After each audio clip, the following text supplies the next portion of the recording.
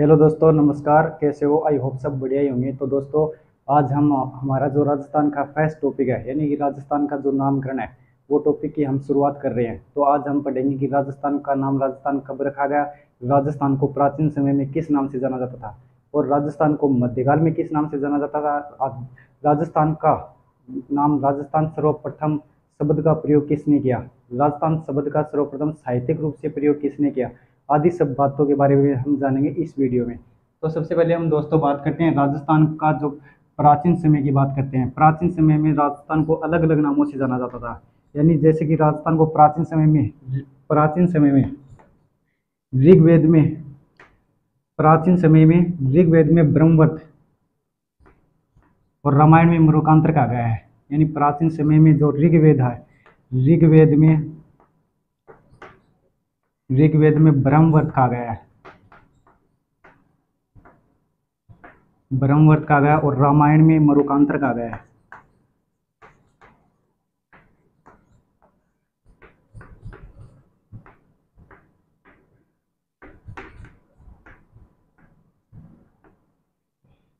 यानी कि राजस्थान को प्राचीन समय में अलग अलग नामों से जाना जाता था।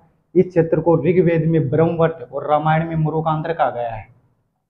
इसके बाद दोस्तों हम बात करते हैं मध्यकाल में। यानी कि मध्यकाल में जो राजस्थान का जो क्षेत्र है, इसमें राजपूत शासकों का शासनकाल हुआ करता था। तो यहाँ पर जो राजपूत शासक निवास करते थे, राजपूतों के कारण जॉर्ज थॉमस ने, यानी कि एक विदेशी यात्री है जॉर्ज थॉमस, तो राजपूत शासकों के निवास के कारण एक जॉर्ज थॉमस ने इस क्षेत्र को राजपूताना कहा। यानी कि राजपूत शासकों के निवास के कारण, यानी मध्यकाल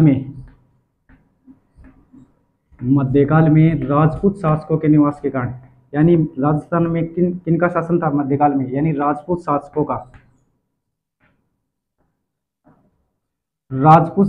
के शासन व्यवस्था के कारण, यानी राजपूत शासकों की शासन व्यवस्था के कारण जॉर्ज थॉमस ने इस क्षेत्र को क्या कहा, राजपूताना कहा। किसने कहा? जॉर्ज थॉमस ने।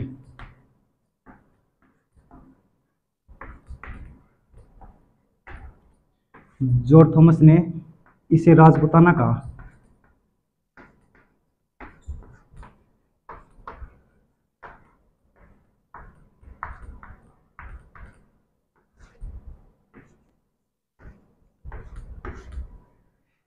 यानी कि मध्यकाल में यहाँ पर राजपूत शासकों का शासनकाल हुआ करता था, इस कारण जॉर्ज थॉमस ने इस क्षेत्र को राजपूताना कहा। इसके बाद दोस्तों हम बात करते हैं विलियम फ्रैंकलिन। यानी कि विलियम फ्रैंकलिन ने एक पुस्तक, इसके बाद दोस्तों हम बात करते हैं विलियम फ्रैंकलिन की। यानी विलियम फ्रैंकलिन ने जॉर्ज थॉमस पर एक पुस्तक लिखता है, the military memories of George Thomas. ये जो पुस्तक है, इसने 1805 ईस्वी में लिखा है।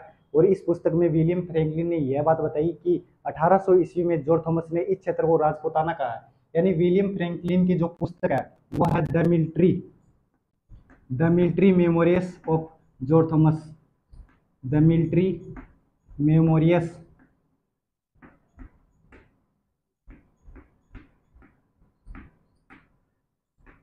मेमोरियस ऑफ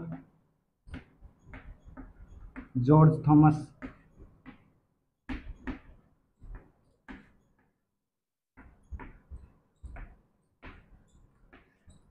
ये जो पुस्तक है ये 1805 ईस्वी में लिखी गई है दोस्तों। यानी कि विलियम फ्रैंकलिन ने the military memories of George Thomas के नाम पर एक पुस्तक लिखा है 1805 में। इस पुस्तक में विलियम फ्रैंकलिन ने यह बताया कि जॉर्ज थॉमस ने इस क्षेत्र को राजपूताना 1800 ईस्वी में कहा। यानी कि जॉर्ज थॉमस ने इस क्षेत्र को राजपूताना, इस पुस्तक में बताया गया है दोस्तों ये बात कि जॉर्ज थॉमस ने इस क्षेत्र को राजपूताना, इस क्षेत्र को राजपूताना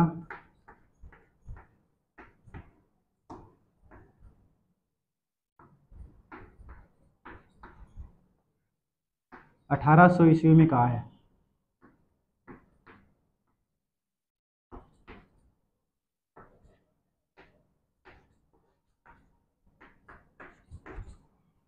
इसके बाद दोस्तों हम देखते हैं कि राजस्थान शब्द का सर्वप्रथम प्रयोग कहाँ किया गया।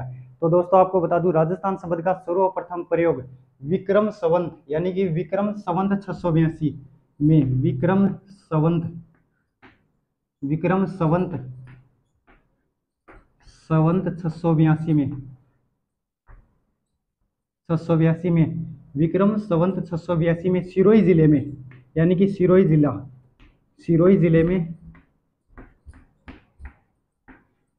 सिरोही जिले में खिम्मल माता के मंदिर में, सिरोही जिले में खिम्मल माता के मंदिर में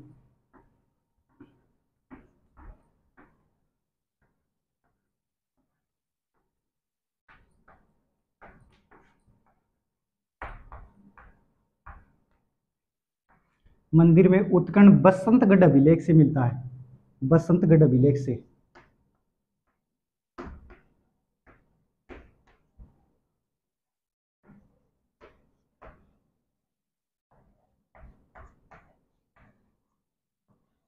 यानी राजस्थान शब्द का जो प्रयोग है, सर्वप्रथम जो प्रयोग है वो विक्रम संवत 682 में सिरोही जिले के खिम्मल माता के मंदिर में बसंतगढ़ अभिलेख से मिलता है। यह जो अभिलेख है बसंतगढ़ अभिलेख, ये चावड़ा वंश के शासक, यानी कि चावड़ा वंश के शासक वर्मलात के समय का है। चावड़ा वंश के शासक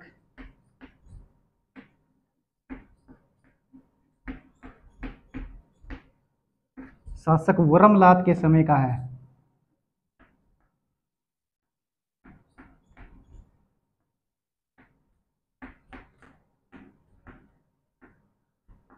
वर्मलात के समय का, जिसमें राजस्थान दिव्या शब्द उत्कीर्ण है।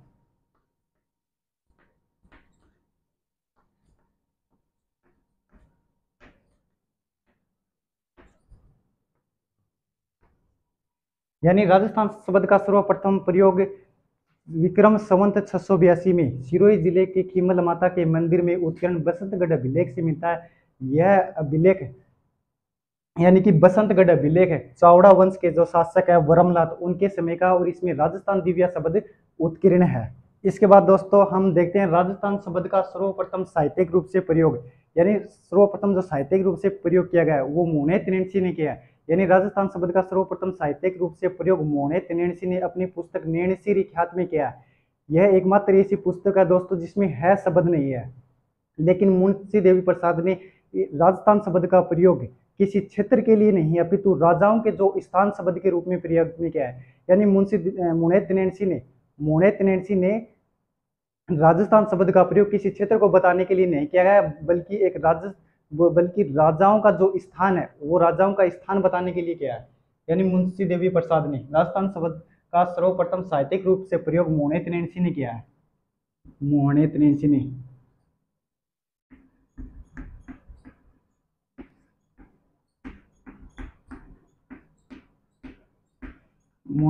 ने अपनी पुस्तक नैणसी ख्यात में किया है, नैणसी ख्यात में किया है।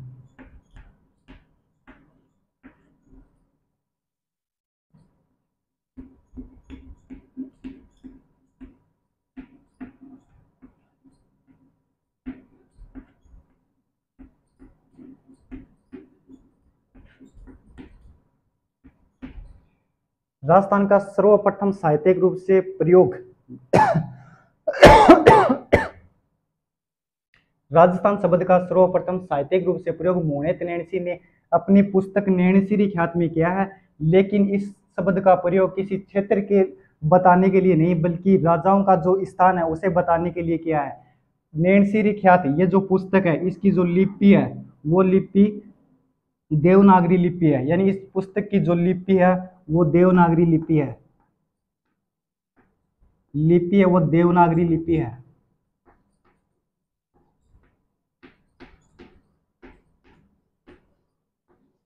यह एकमात्र ऐसी पुस्तक है जिसमें है शब्द नहीं है, यह एकमात्र ऐसी पुस्तक है, एकमात्र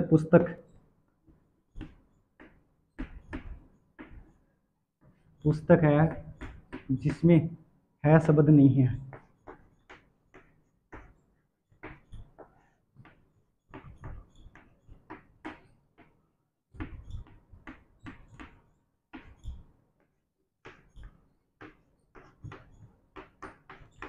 यानी कि मोहने त्रिनेत्री की जो पुस्तक है नैणसी ख्यात, यह एकमात्र ऐसी पुस्तक है जिसमें आपको है शब्द देखने को नहीं मिलता, यानी आपको है शब्द नहीं देखने को मिलेगा।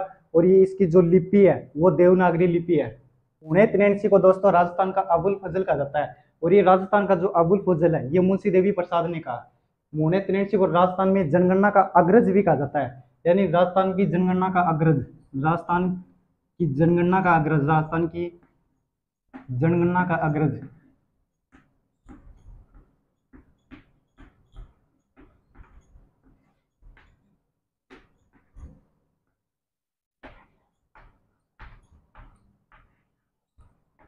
राजस्थान में जनगणना का अग्रज मोहने तिनेसी, और राजस्थान का अबुल फजल वो भी को ना मोहने तिनेसी है, और किसने कहा? मुंशी देवी प्रसाद ने कहा है। राजस्थान का अबुल फजल, राजस्थान का अबुल फजल मोहने तिनेसी।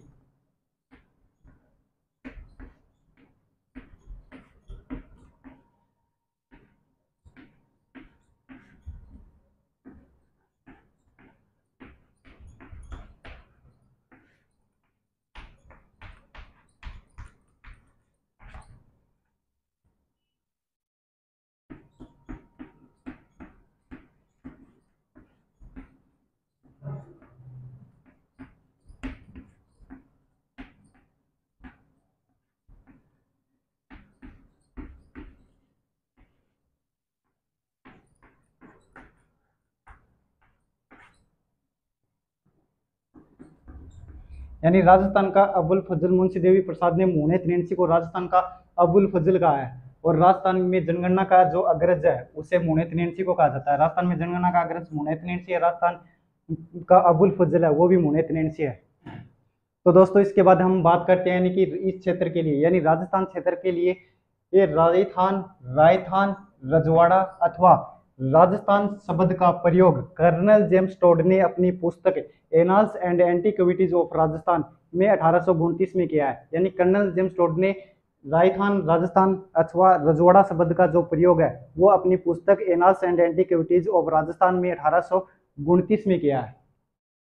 Colonel James Tod, colonel James Tod को घोड़े वाले बाबा, राजस्थान के इतिहास का पितामह, राजस्थान का पिता कहा जाता है। यानी कर्नल जेम्स टोड को घोड़े वाले बाबा, घोड़े वाले बाबा,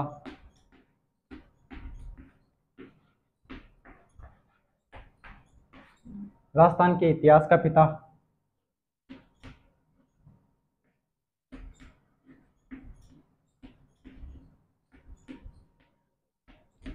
इतिहास का पिता,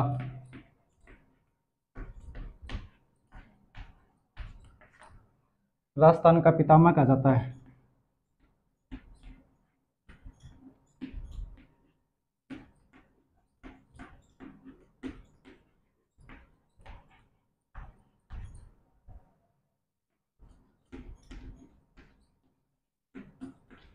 कर्नल जेम्स टोड को घोड़े वाले बाबा, राजस्थान के इतिहास का पिता, राजस्थान का पितामह कहा जाता है। और कर्नल जेम्स टोड के जो गुरु हैं, इनके जो गुरु हैं, गुरु का नाम गुरु यति ज्ञानचंद था।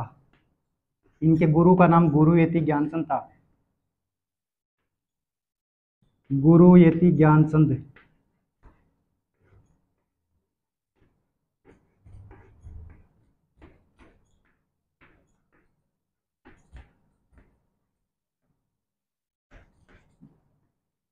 यानी कि कर्नल जेम्स टोड के जो गुरु हैं उनका नाम गुरु यति ज्ञानचंद था, और कर्नल जेम्स टोड को घोड़े वाले बाबा, राजस्थान के इतिहास का पिता, राजस्थान का पितामह कहा जाता है।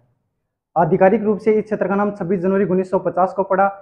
राजस्थान स्वतंत्रता प्राप्ति से पहले राजस्थान में 19 देशी रियासतें, 3 ठिकाने और 1 केंद्र शासित प्रदेश था। अधिकतर जो राजस्थान है उसका गठन 30 मार्च 1949 को हुआ। इस कारण 30 मार्च को राजस्थान दिवस के रूप में मनाया जाता है। राजस्थान का जो पूर्ण एकीकरण है वो 1 नवंबर 1956 को हुआ। इस कारण 1 नवंबर को राजस्थान स्थापना दिवस के रूप में मनाया जाता है। यानी आधिकारिक रूप से इस क्षेत्र का नाम राजस्थान, आधिकारिक रूप से इस क्षेत्र का नाम राजस्थान है। क्षेत्र का नाम राजस्थान है। 26 जनवरी 1950 को पड़ा।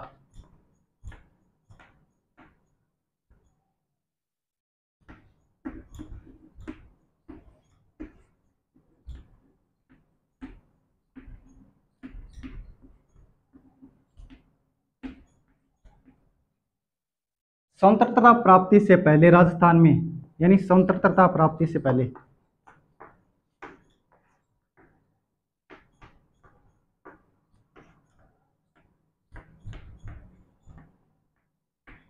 स्वतंत्रता प्राप्ति से पहले राजस्थान में 19 देशी रियासतें,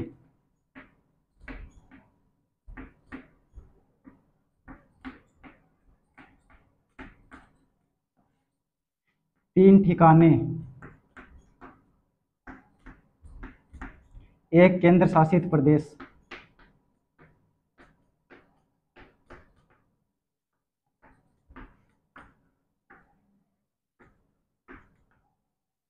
प्रदेश था, यानी कि आधिकारिक रूप से इस क्षेत्र का नाम है जो राजस्थान है वह 26 जनवरी 1950 को पड़ा।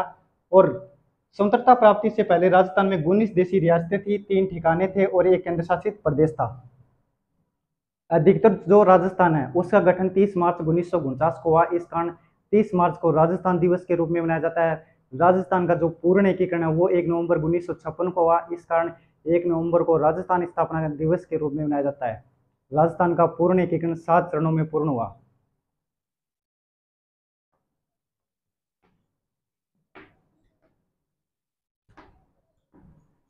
अधिकतर राजस्थान का गठन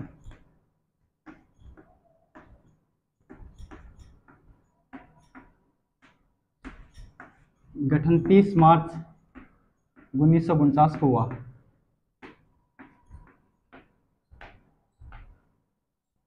30 मार्च 1949 को हुआ। इस कारण 30 मार्च को राजस्थान दिवस के रूप में मनाया जाता है।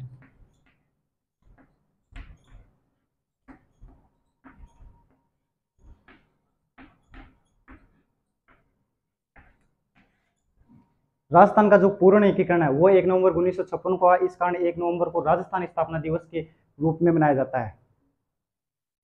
राजस्थान का पूर्ण एकीकरण वो 7 चरणों में हुआ और 7वां जो चरण है वो 1 नवंबर 1956 को हुआ। यानी राजस्थान का पूर्ण एकीकरण 1 नवंबर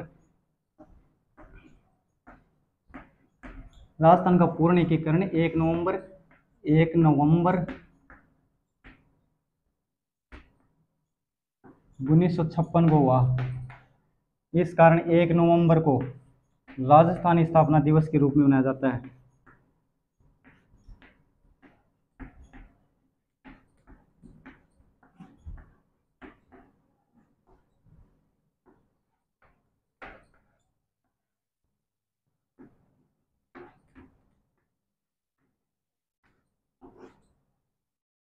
यानी कि राजस्थान दिवस है वो 30 मार्च को मनाया जाता है। राजस्थान स्थापना दिवस है वो 1 नवंबर को मनाया जाता है। और जॉर्ज थॉमस ये आयरलैंड के निवासी हैं। जॉर्ज थॉमस आयरलैंड के निवासी हैं जिन्होंने 1800 ईस्वी में इस क्षेत्र को राजपूताना कहा। जॉर्ज थॉमस आयरलैंड के निवासी हैं।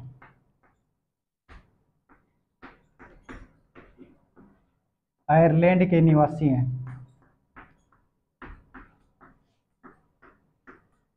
और ये राजस्थान में सर्वप्रथम शेखावाटी क्षेत्र में आए। यानी राजस्थान में सर्वप्रथम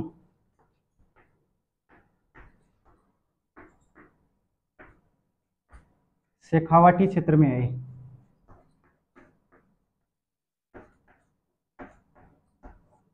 और इनकी जो मृत्यु है वो मृत्यु बीकानेर में हुई। यानी कि जॉर्ज थॉमस की जो मृत्यु वो बीकानेर में हुई।